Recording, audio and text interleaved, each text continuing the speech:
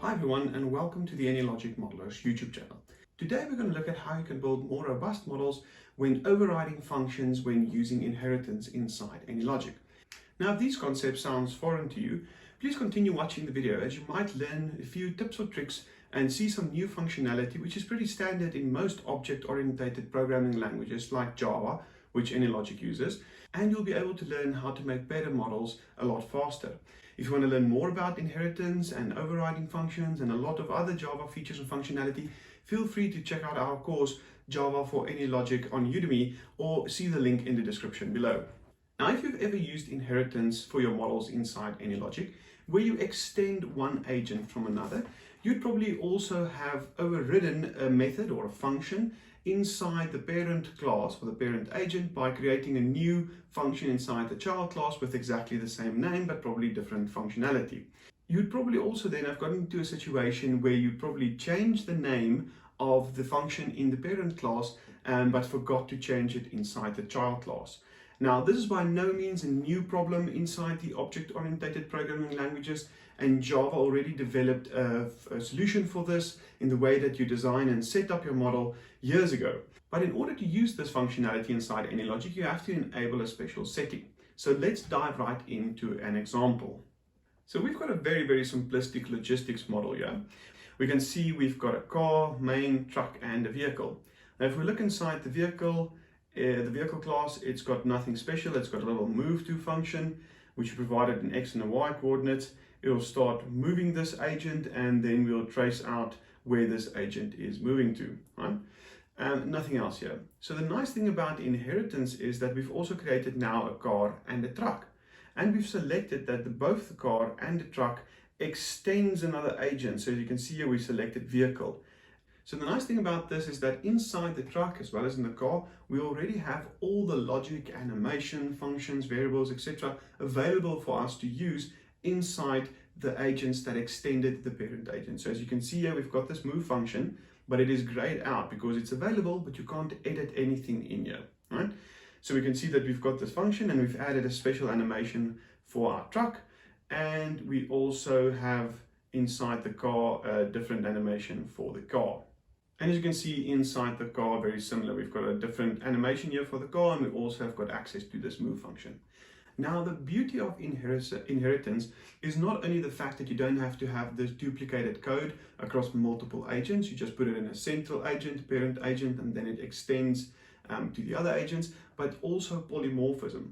So on each one of our truck and our cars, we can now say main.vehicles, where vehicles is just a list of vehicles.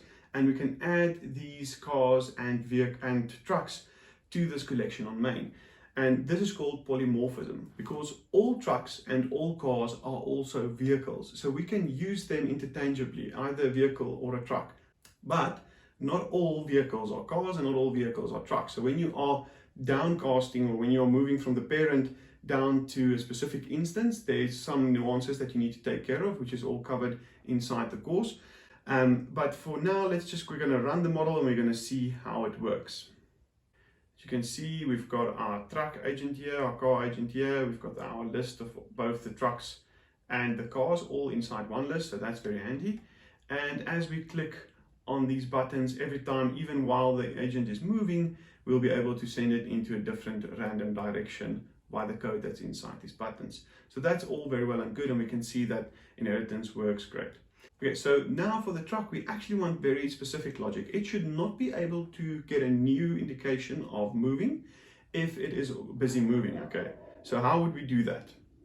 So the easiest way to do this is we take this move function and we create a copy. Now by default, AnyLogic will rename all things that you copy with a unique name. So we can see we get move1.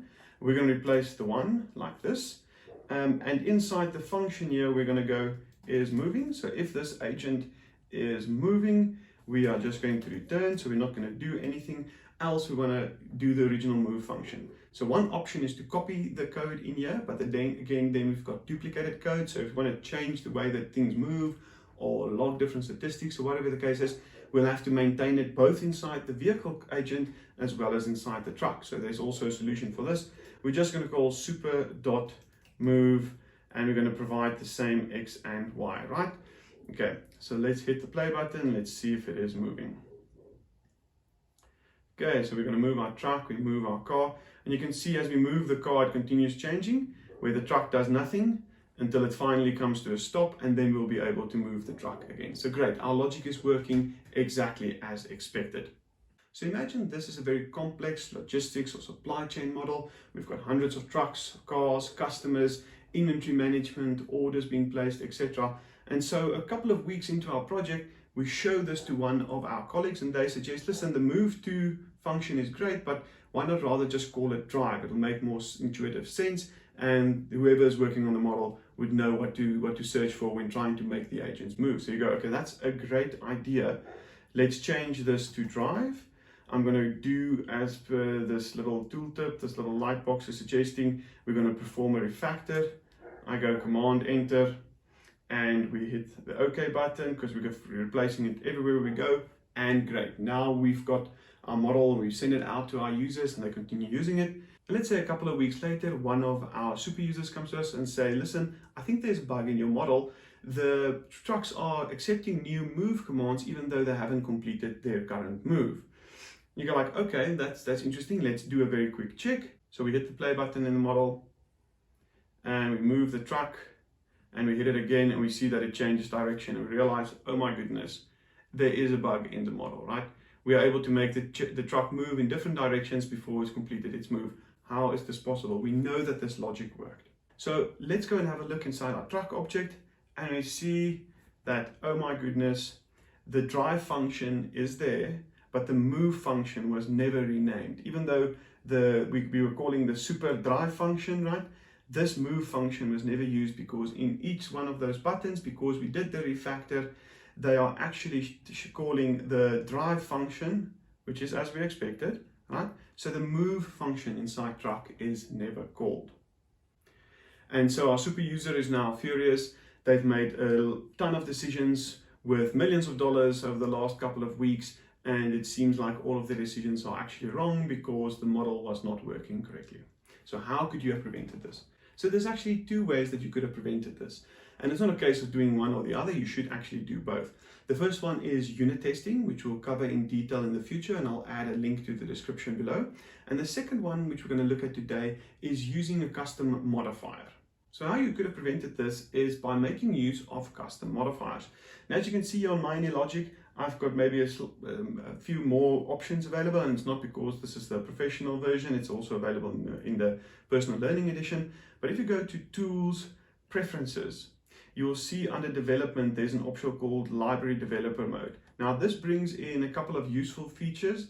If you know what you're doing, it's safe to make changes to these new features, whereas if you don't go and mess around with them. As you can see here under the Advanced section, there's no static, there's no custom modifiers for me anymore. And if I enable them, I'll be able to see those options. Okay.